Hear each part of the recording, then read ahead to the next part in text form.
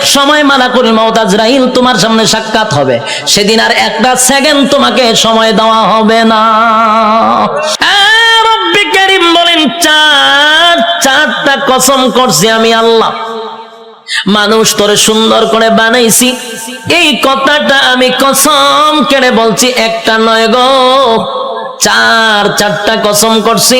প্রথম নাম্বার কসম হলো তিন ফলের কসম আমি আল্লাহ করলাম।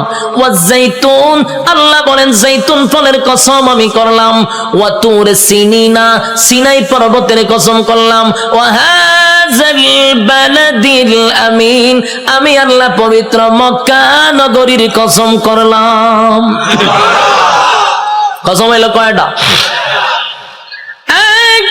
চারটা কসম আমি আল্লাহ করছি। বান্দারে তরে বানাইতে গিয়া চারটা কসম করছি। কেন করলাম? কসম করলে তুই কথার গুরুত্ব দিবি, তাই একটা দুইটা নয়, চারটা কসম কাটছি। তোরে সুন্দর করে বানাইছি, তোরে সুন্দর করে বানাইছি, তোরে সুন্দর করে বানাইছি, তোরে সুন্দর করে বানাইছি। চারবার কসম করছে। চারবার কসম করে আল্লাহ বলেন লাকাদ খালাকনাল ইনসানা ফি আহসানি তাকওয়িম। রব্বি কারীম বলেন, বালিশের সঙ্গে মাথা লাগাইয়া একটু চিন্তা করে দেখ। আমরা তো ঘুমায়া থাকি, দুনিয়া নিয়ে চিন্তা করি আর ঘুমাই না। মাঝে মধ্যে একটু বালিশের সঙ্গে মাথা লাগাইয়া একটু চিন্তা করবেন আল্লাহর নিয়ামতের উপরে। মালিক বলেন, বান্দা তুই একটু চিন্তা করে দেখ, আমি আল্লাহ তোর সম্মান আর মর্যাদা কত দিছি। বান্দারে তোর সম্মানের চেয়ে বেশি কারো না। আমি আল্লাহ ফেরেশতার এত সম্মান দেই নাই, ফেরেশতা নূর দিয়া বানাইছি, ফেরেশতার জন্য জান্নাত বানাই নাই। মানুষ তোর জন্য জান্নাত বানাইছি, ফেরেশতার জন্য জান্নাত বানাই নাই। তোরে সুন্দর করে বানাইছি কোরআনে বলছি, ফেরেশতারে বানাইয়া কোরআনে বলি নাই। এত সম্মান, এত মর্যাদা আর এত নিয়ামত আমি আল্লাহ তোরে দিলাম। দুইটা চক্ষু দিলাম, এত পাওয়ারফুল চক্ষু যে তাকানোর সাথে সাথে সাত আসমান একেবারে 500 বছরের রাস্তা আমরা দেখতে পারি। সুবহানাল্লাহ। এখান থেকে তাকাইলে যে আমরা নীল আকাশ তারকা দেখি, তারকা প্রায় 200-300 বছরের রাস্তা। সুবহানাল্লাহ। সূর্য এই পৃথিবী থেকে 9,30,00,000 মাইল উপরে, চাওয়া মাত্রই আমরা দেখতে পাই, ঠিক নেই?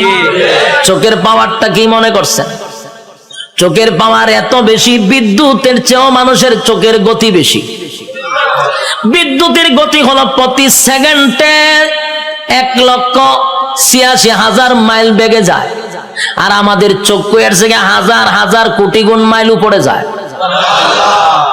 আল্লাহ এত পাওয়ারফুল দুইটা চক্ষু আমাদেরকে দান করছে। এরপরে আমাদেরকে মেধা শক্তি দিছে, ভালো বোঝার শক্তি দিছে, মন্দ বোঝার শক্তি দিছে। ফেরেশতা কিন্তু শুধু ভালো বুঝে রে, মন্দ বুঝে না। শয়তানরে আল্লাহ শুধু মন্দ বোঝার তৌফিক দিছে, খারাপটা খালি খারাপ বুঝে, ভালো বুঝে না।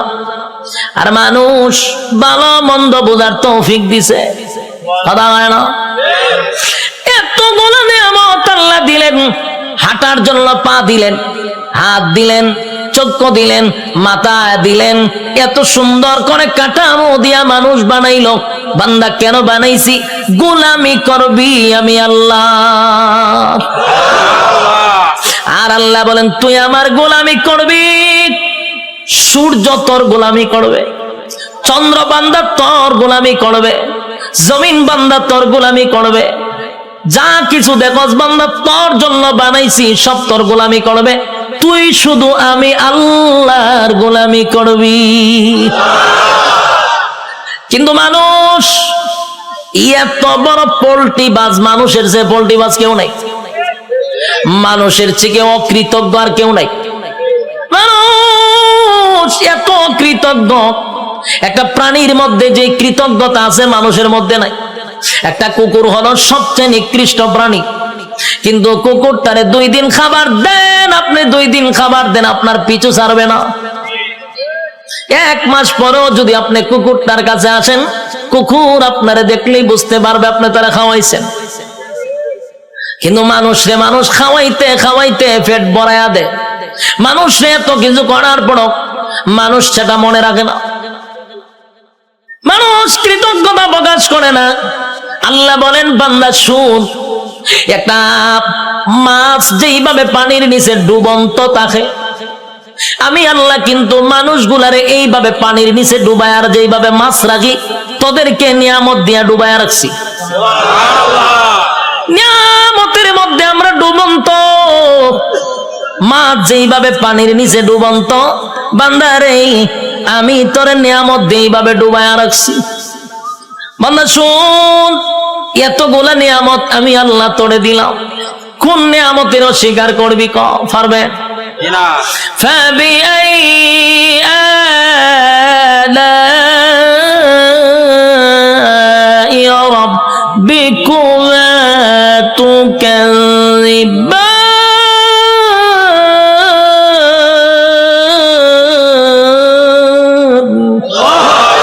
আল্লাহ বলেন কোন কোন নিয়ামতের অস্বীকার করবি?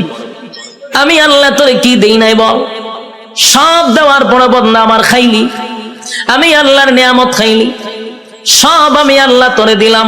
এরপর 24টা ঘন্টার ভিতরে বান্দা একটা ঘন্টা আমি আল্লাহর ইবাদত করস না। যুবক ভাই, কথাগুলি কি দিলের কান লাগায় শুনতেছেন? দিলের কান লাগাইয়া কথাগুলি শুনেন। 24টা ঘন্টা আল্লাহ সময় দিছে। কত ঘন্টা? রাইতে দিনে 24 ঘন্টা। দিলের মধ্যে একটু প্রশ্ন করেন তো দেখি, 24টা ঘন্টার ভিতরে আল্লাহ তো দিল আমরা 24 ঘন্টা। যুবক, নিজেরে নিজে প্রশ্ন করো, 24টা ঘন্টার ভিতরে আমার মালিক রে তুমি কয় ঘন্টা দিছ? একজনের কথা হয় না, 1 ঘন্টাও মালিক রে দেয় না। আল্লাহ কয় তুই ভাবছ আমি তোরে ছাইরা দিব? আমার নাম রহমান, দয়া মায়া বেশি। আল্লাহর দয়া মায়া বেশি। আমরা খালি ওয়াজ শুনছি আল্লাহর দয়া মায়া বেশি। রহমান নামের গুণ হলো আল্লাহর দয়া মায়া বেশি। আল্লাহ যত বড়, আল্লাহর মায়া দয়া তত বড়। শুধু ওয়াজটা শুনছি, কিন্তু এরপরের ওয়াজ শুনছেন। আল্লাহ বলেন আমি যত বড়, আমার আযাব আর গজব কিন্তু বান্দা অত বড়। আমি সবাইরে ছাড় দেই কিন্তু ছাইরা দেই না। ফেরাউনরে আমি ছাড় দিছি, ফেরাউনারে আমি ক্ষমতা দিছি। ক্ষমতা দেওয়ার পরে নিজেরে নিজে খোদা দাবি করছে। ফেরাউন খোদা দাবি করছে, আল্লাহ তার এরপর ছাড় দিছে। কিন্তু যখন বেয়াদবি করছে পয়গম্বরের সঙ্গে, আল্লাহ কয় আর তোরে ছাড় দেওয়া যায় না। ফানিতে সুবাইয়া সুবাইয়া ফেরাউনারে মারছে, ছাইরা দিছিনি? নমরুদ নিজেরে খোদা দাবি করছে, আল্লাহ ছাড় দিছে। নমরুদ একবার তীর মারছে আকাশের দিকে, কেরে মারছ? কাল্লা মাইরালাম। আল্লাহ কয় ফেরেশতা রে, তীরের মধ্যে একটু রক্ত লাগায়া দে। রক্ত লাগায়া দিছে। রক্ত যখন তীর যখন ফিরে আসছে, তীরের মধ্যে ছায়া কয় আল্লাহ মাইরা লাইছি। নাউজুবিল্লাহ। এর সাথী সঙ্গীরা ডিজে গানের আয়োজন কর, কে রে? নাচু। কে রে? আল্লাহ মাইরা লাইছি। নাউজুবিল্লাহ। আল্লাহ এরপরে ছাড় দিছে। কিন্তু যখন ইব্রাহিম খলিলুল্লাহর সঙ্গে বেয়াদবি করলো, আল্লাহ কয় এখন ধরা দরকার। হে আমার লগে যুদ্ধ করবো, তীর মারে। আমি আল্লাহ তোর সঙ্গে যুদ্ধ করতে তীরের প্রয়োজন নাই রে। মশার মধ্যে একটা প্রতিবন্ধী মশা, বালা কোনো মশা নেই। কিতাব লেখছে বালা কোনো মশা না, একবারে প্রতিবন্ধী ভাও একটা নাই। আল্লাহ কয় কইরে আসত নি? ফাঁসি। তোর ভাও আসেনি? আমার ভাও নাই। তো যা নমরুদের না খাতে গিয়া ঢুক। ল্যাংরা মশা না খেতে গিয়া ঢুকছে, ঢুকিয়া একেবারে ডাইরেক্ট মগজও চলে গেছে। মগজ বইয়া এরপরে ইনসুলিন দেয়, সুই ঢুকায় আর সুই বাইর করে। যেই সুই ঢুকাইছে মগজ, একটা লাফে 3 হাত উঠছে নমরুদ। যা পার্লামেন্টে বইয়া রয়েছিল, মশায় যখন খামড় দিছে পার্লামেন্টের নাচ শুরু করছে ডিজে গানের মতো, উরুম দুরুম নাচে। সে আরো বিভিন্ন মন্ত্রীরা বসা, দেশের বিভিন্ন জায়গার থেকে অনেক রাষ্ট্রপতিরা আইছে। আয়া যখন দেহে দেশের বাদশাহ এইভাবে ডিজে করে, পার্লামেন্টে বসে যদি এটা কি পাগল নেই, ও পাগল তো আসিন না, হঠাৎ করে ও নাচে কা, ও নাচতে নাচতে মশাও তো কম খারাপ না, কারণ টেং টুং যেটি না থাকে এরা মারাত্মক খারাপ থাকে। এই মশা কিন্তু মারাত্মক খারাপ, হেতে সুই ডুয়া যে বাইর করে না। আর এইদিকে নমরুদ্দা ডিজে গানের মতো নাচতেছে, কোনোভাবেই ব্যথা কমে না, নাচে মানে ঘটনা কি যা পায় তা দিয়া মাথার তা পায়, কোনোভাবেই ব্যথা কমতেছে না। হঠাৎ আসেন জুতা একটা গাছ, এটা জুতাটা মারছে মাথার বাড়ি, সেই জুতাটা বাতাত বাড়ি মারছে। জিব্রাইল আবার যোগাযোগ রাখতেছে মশার সাথে, মশারে ফোন দিয়া কইছে তাড়াতাড়ি ছাইরা দে, ইনসুলিন টাইনা তুল। যখন হের সুই টান্দা তুলছে ব্যথা ছাড়ছে, এখন নমরুদে জুতার পাইছে সব বনাস, কি একটা জিনিস বারে দিলাম, মাথার ব্যথা দিল সাইরা। জুতার মধ্যে কোন ওষুধ আছে না? আসলে কি জুতার কোন ওষুধ আছে? এটা আল্লাহ বেজ্জতি করার একটা সিস্টেম। জুতাটা বাড়িছে ব্যথা কমে গেছে, তার মানে জুতা আল্লাহ ব্যথা কমাইতেছে। এখন এই জুতা রেখে দিছে দাঁড়ে, রেখে টেনশনে পড়ে আছে, কি ব্যথা উঠলো, জুতাটা বাড়ি দিলে ছেড়ে দিল। আবার কথা বলতেছে বিভিন্ন দেশের মন্ত্রী এমপির সঙ্গে, আবার মশায় সুই একটা ঢুকাই দিছে, টাস করে জুতাটা বাড়ি মারছে, ছেড়ে দিছে। আল্লাহ মশারে খুলে করে, এটা তোর ডিউটি, কাজ চালায়া যা, হতেন পরে পরে ঢুকাইবি, জুতাটা বাড়ি দিলে ছেড়ে দিবি। মশায় হতেন পরে ঢুকায়, জুতাটা বাড়ি দেওয়ার বাইকিলা, আবার ঢুকায়, জুতাটা বাড়ি দেবে বাইকিলা। এই হইল জুতার বাড়ি শুরু। তখন নমরুদ্দা একা একা জুতাটা কত বাইরিত, হাতে ব্যথা দিয়ে লায়, তাই একজন লোক রাখছে, ধরে মাসে এত টাকা বেতন দিমু, এদিকে চাকরি কি দেখো জুতা দেখালে ভিটা নি, তাও খারে দেশের বাসারে। তো এইরকম যদি আমার নিত, আমি তো বললাম টেকা টোকা লাগতো না, আমি খালি জুতাটা ভিডা মামনে, আমার টেকা তেমন লাগতো না। বাস্তব নেই, দেশের একজন বাদশা যদি হয় আমার জুতাটা ফিডাইবা, আমার কি বেতন লাগবো না? আমার মনের ভিতরে যত জিদ আসিন সব মিলামো একটা বাড়ির সাথে, ঠিক নেই? জুতা দেখ একটা বাড়ি দিমার ঘুমায় নেয়, এটা অত সালের একটা জুতার বাড়ি। দ্বিতীয় বাড়ি দেখো, এটা অত সালের একটা বাড়ি, এক সালে এক যন্ত্রণা বুক করছে, আর তোর জুতাটা বাইরিতেছি টেহারা হম নেই। এই লোকও হয় যে আমি বাসার জুতাটা বাইরামো, আমার টেকার দরকার নাই, আপনি আমার চাকরিটা দেন। চাকরি দিছে, এখন পার্লামেন্টে বেশা বৈশা কথাবার্তা বলতেছে, যখন মশা কামড় দেয় ইশারা দেয় তাড়াতাড়ি দে, পাশে জুতাটা ঠাস করে পিছন দিয়ে বাড়ি মারে। দেশের মানুষ বিভিন্ন দেশ থেকে আসে, আইসা কয় যেই বাসার ইজ্জত নাই, মানছে তারা জুতাটা বাইরা, এর সাথে আবার কি এর বৈঠক, হঠাৎ ভাগল এখান থেকে এক বেজ্জতি। তো জুতাটা বাইরিতে বাড়িতে প্রথম তো শখে শখে জুতাটা বাইরেছিল, ঠিক না? জুতাটা যে বাইরেছে প্রথম তো শখেই বাইরেছে, আনন্দে বাইরেছে, কিন্তু বাইরিতে বাইরিতে এখন তো বেচারার বিরক্ত হয়ে পড়ছে। কত বাইরিত, খানা খাইতে পারে না, ঘুমাইতে পারে না, বাথরুমও যাইতে পারে না, খালি হয় বাইরা। এই বেচারা হয়েছে বিরক্ত, এমন অবস্থা হয়েছে এখন জুতাটা বাইরে নি লাগে হতান পরে পরে। বাথরুমে গেছে, একটা বাথরুম করতে গেলে টাইম নাই না, জুতাটা বাড়ি দেয়, সে বিপদ পড়ছে না, খানা খাইতে পারে না। এই বেচারা কয় এর যদি আমি জুতাটা বাইরিতে থাকি আমি এমনি মরে যাবো গা, খাওয়ার নাই ঘুম নাই তো আমার মরণ হয়, তে একবার এর মাইরি মরে যাই। এখন হে কইলো সিদ্ধান্ত নিয়েছে না এমন মরম, চাকরি না করলে আমার গর্দান যাইব, আর আমি যদি চাকরি করতে তাই আমি এমনি মরে যাবো গা, তে এক বালা হেরে মাইরা মরে যাই। তখন একদিন জুতার বদলা বড় একটা মুগুর লইছে, আমরা এটা কিতা কই মুগুর কইনি, মুগুর লইছে একটা, লইয়া পিছে বইয়া রইছে। যখন জুতাটা বাড়ি দে, তখন মুগুর লইয়া যৎকান শরীরে শক্তি আসিন, একটা বাড়ি দিছে, মাথার দুই ভাগ হয়ে যা। ল্যাংরা মশা যে মাথার ধরেছিল, ছায়া দেয় ছাদ নাই, ছাদ নাই, মশায় চিন্তা করবো যেরকম একটা নোংরা পরিবেশে আর বন যায়, মশা গেছে। নমরুদ্দা শেষ নি, কার সাথে পাল্লা লইছিল? আল্লাহ মারছে কেমনে? জুতা দা ফিডাইয়া মারছে। এই জন্য আল্লাহ ছাড় দেয়, ছেড়ে দেয় না। বুঝসারে চিনুন না আপনারা, এখানে যারা বয়স 30 আছে এরা বুঝসারে চিনব। ডব্লিউ বুশ হে কিন্তু কম করছে না, এই দিয়ে আমরা দেখছি হে অনেক মুসলমানের রক্ত দিয়া গোসল করছে, হে কম করে নাই। শেষে আল্লাহ হেরও কিন্তু সাংবাদিকের জুতাদা ফিটাইছে, এক সাংবাদিকের জুতাদা বাড়ি মারছে, আর এই জুতার দাম অনেক হয়ে গেছে, মিলিয়ন জাদুঘর আছে। আল্লাহর মায়ের আস্তে আস্তে ছাড় দেয়, ছেড়ে। যারা জুলুম করতেছেন, যারা জুলুমের মধ্যে আছেন, যাই না রাখেন জুলুমের শেষ আছে। যারা জুলুম করে তাদের দুইটা শাস্তি, একটা দুনিয়ায়, একটা পরকালে। দুনিয়ায় ততক্ষণ না পর্যন্ত আপনার মৃত্যু দিবে না যতক্ষণ আপনাকে দুনিয়াতে আল্লাহ চরম পর্যায়ের বেজ্জতি না করবে। চরম পর্যায়ের বেজ্জতি করার পর আপনার মৌত দিবে আল্লাহ।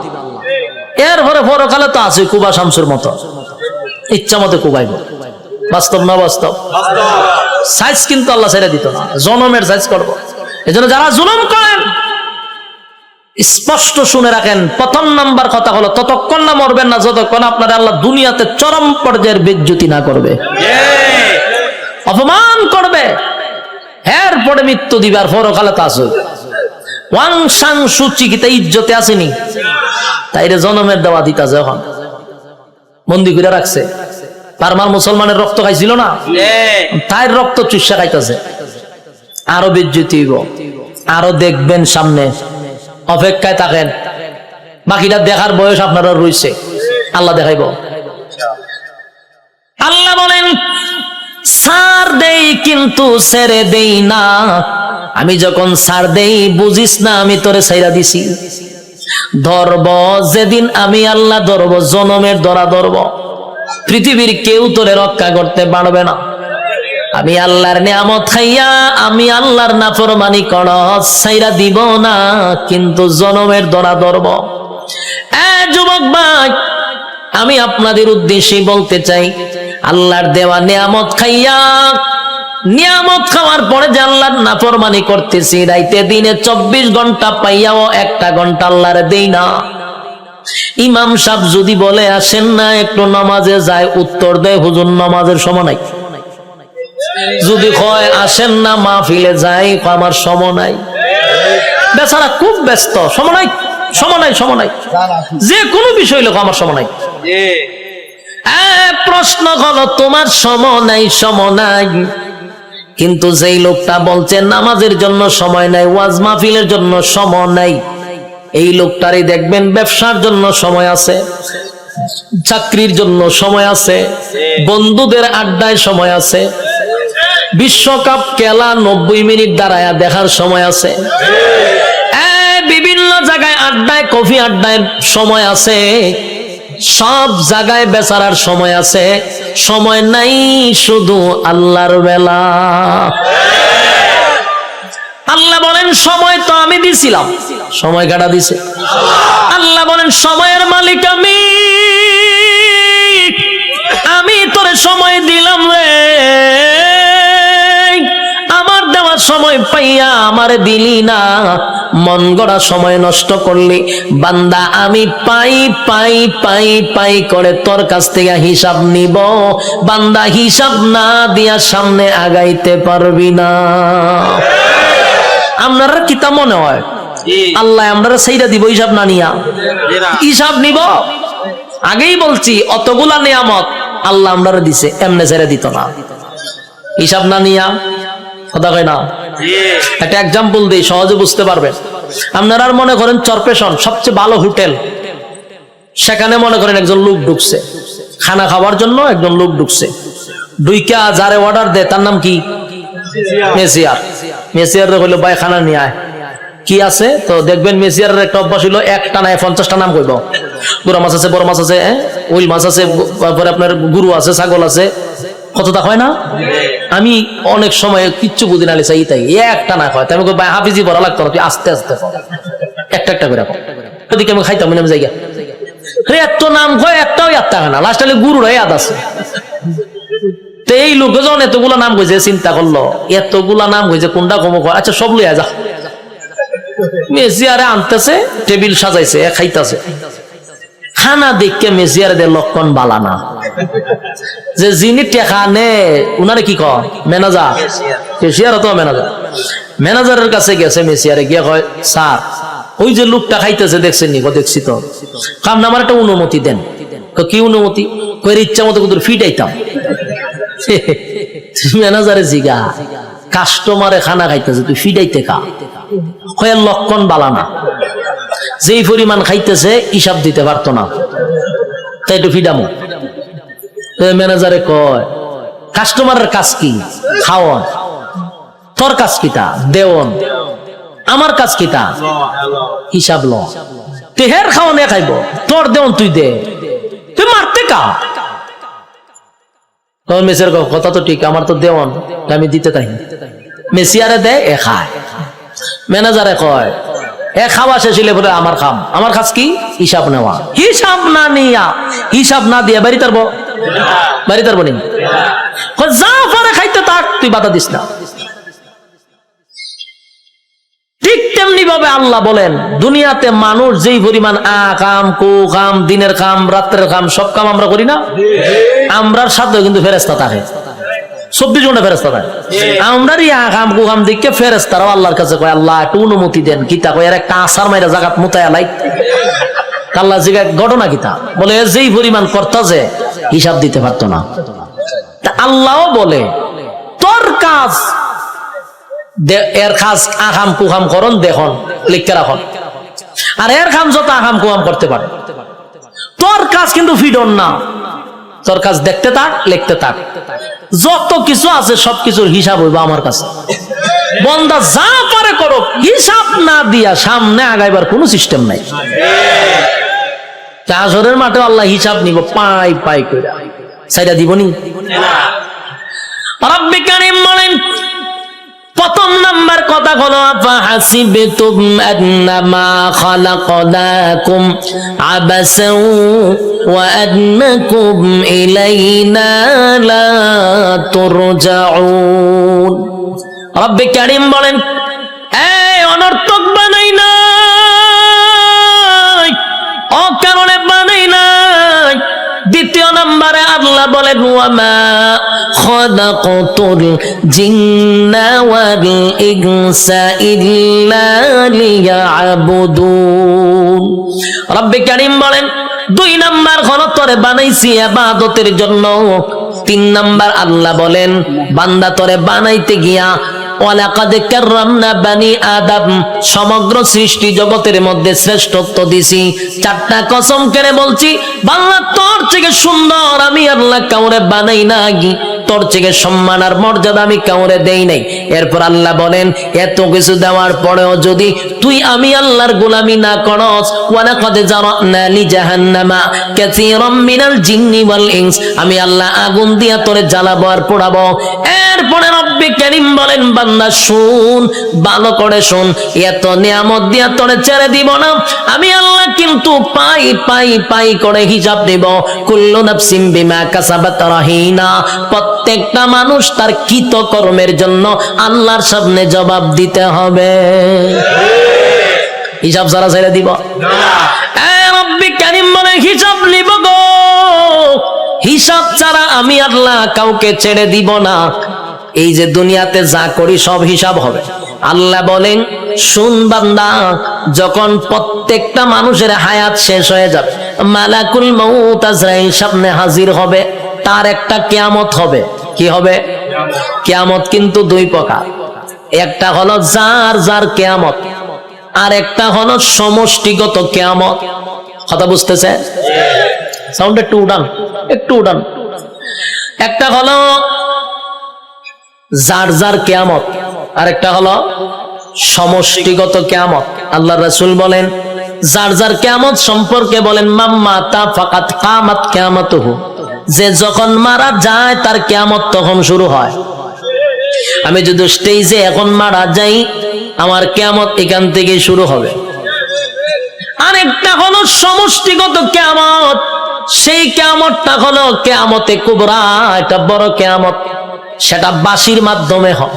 ইসরাফিল আলাইহিস সালাতু ওয়াস সালাম যখন বাঁশি ফু দিবে, আল্লাহ বলেন এই গোটা পৃথিবীর যা কিছু তোমরা দেখো বিশ্ব পরিস্থিতির পরিসমাপ্তি আমি ঘটায়া দিব। এটা হইল সমষ্টিগত কিয়ামত। ইদা জুলজিলাতিল আরদু জিলজালাহা, জমিনের মধ্যে তখন জালজালা শুরু হবে, ভূমিকম্প শুরু হবে। যখন যে একটা ভূমিকম্প হইছে 13 সেকেন্ড, 13 সেকেন্ডের ভূমিকম্পে সব শেষ হয়ে গেল। আর ওইটা যে শুরু হইব, ওইটা 13 সেকেন্ড না, 13 ঘন্টা না, এটা চলতেই থাকবে।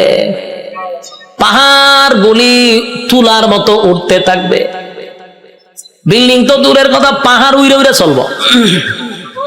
এই ভূমিকম্প থামবে না। কুল্লু মান আলাইহা ফান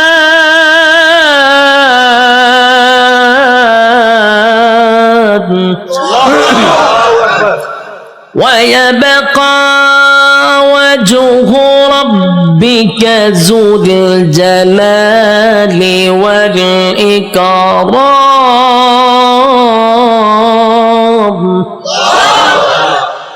সব শেষ করব। এই অর্ডার কইও সাউন্ড বাড়ানোর দরকার। আমি একটু রিবাব আর ইকুটা তুলে দেন না, আমি চিল্লাইলে তো ইকু রাখবো। হালকা রিবাবের ভিতরে ইকুটা দেন।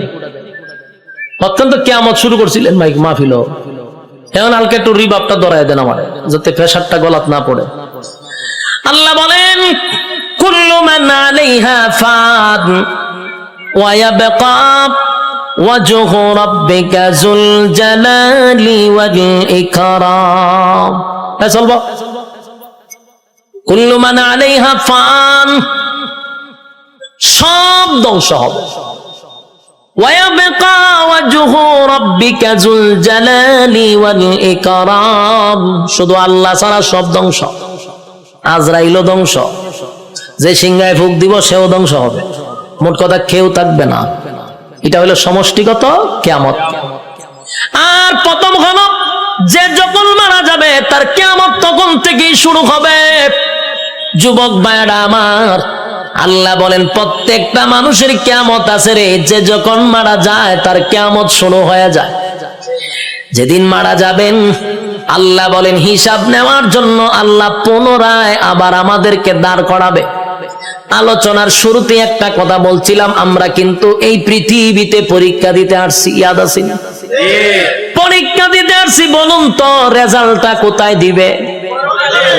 রেজাল্ট কিন্তু পরকালে হবে। আল্লাহ কয় রেজাল্টটা দেখানোর জন্য আবার তোদেরকে পুনরায় আমি জীবিত করব। আল্লাহ বলেন সিংহায় যখন ফুঁক দিব সব ধ্বংস হয়ে যাবে রে। সব ধ্বংস হওয়ার পরে সর্বপ্রথম আমি আবার জীবিত করব ইসরাফিল আলাইহিস সালাতু ওয়াস সালামকে। আবার আল্লাহ বলবেন সিংহায় ফু মার। যেই মাত্র আরেকবার ফু দিবে, ওই শেষের ফুয়ে প্রত্যেকটা মানুষের বডির ভিতরে আল্লাহ আবার রূহ দিবে। কাদা মাটির থেকে আবার রূহ পাইয়া মানুষগুলি মাটি গঠন হবে, আবার পুনরায় বডি গঠন হবে। কাদা মাটির থেকে আবার আপনি ওইটা দাঁড়াবেন।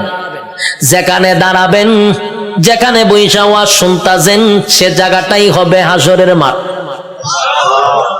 যেখানে বই আওয়াজ শুনতাছেন এটা হাসরের মাঠ হবে। এই পৃথিবীটাকে আল্লাহ হাসরের মাঠ বানায়া দিবে। কিন্তু এখনকার পৃথিবী আর তখনকার পৃথিবী একরকম নয় রে। তখনকার পৃথিবী আর এখনকার পৃথিবীর মধ্যে উল্লেখযোগ্য একটা বেশ কম থাকবে। এখন তো কত উঁচু উঁচু বাড়ি আছে, পাহাড় আছে, সাগর আছে, নদী আছে। তখন কিছুই থাকবে না, সমতল একটা মাঠের মতো। মানুষ সেখান থেকে এটা দাঁড়াবে। আর বিজ্ঞানী বলেন মানুষকে আমি কেন দাঁড় করাবো জানোনি? দুনিয়ার জমিনে পরীক্ষা দিছিলি, আমি আল্লাহ সেটার রেজাল্ট তোর হাতে ধরায়া দিব। মানুষ গিয়া জমা হবে হাসরের মাঠে। কেউ পানি পান করবে, কেউ কলিজা পাটা পিপাসা লইয়া হাসরের মাঠে দাঁড়ায়া থাকবে। একদিন নয় রে, 2 দিন নয়, 50,000 বছর দাঁড়ায়া থাকতে হবে। সাধারণ কথা না, সাধারণ কথা না। পানির পিপাসায় জিহ্বা কুকুরের মতো বাহির হবে। আল্লাহর পয়গম্বর বরকতি হাত দিয়ে কাউকে পানি পান করাবে, আর কেউ পানি না পান করে হাসরের মাঠে দাঁড়ায়া থাকতে হবে। 50,000 বছর বাড়ির কাছে না, সূর্যের তাপে মানুষের মাথার মগজগুলি গলে গলে পড়বে, জিহ্বাটাও বাহির হবে। এই অবস্থায় যে কত হাজার বছর মানুষগুলি একটা সময় বিরক্ত হইয়া চিৎকার দিবে আর বলবে, মালিক রে, জান্নাতে দেও না হয় জাহান্নামেই দেও, হাসরের মাঠে আর ভালো লাগে না, সেখান থেকে আমাদেরকে সরায়া দাও।